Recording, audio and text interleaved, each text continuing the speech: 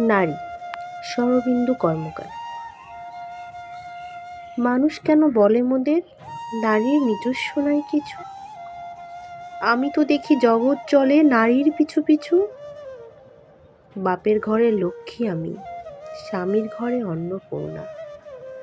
ছেলের ঘরে জননী আমি, আমি ছাড়া সংসার অসম্পূর্ণা। আমার থেকেও আপন করতে আর কি কেউ পারে? বাপের ঘরকে ছেড়ে এসেও পরকে বাঁধি ঘরে। গোত্র থেকে গোত্রান্তর যদিও আমি হই, তবুও যেন জননী রূপে সকল দুঃখ সই। ভারত মাতা সেও নারী, নারী জগদ্ধাত্রী। নারী হলো এ জগতের সবার জন্মদাত্রী। পুরুষতান্ত্রিক সমাজ তাই পুরুষকে বড় করে, জেনে রেখো সেই পুরুষকেই নারী গর্ভে ধারণ করে।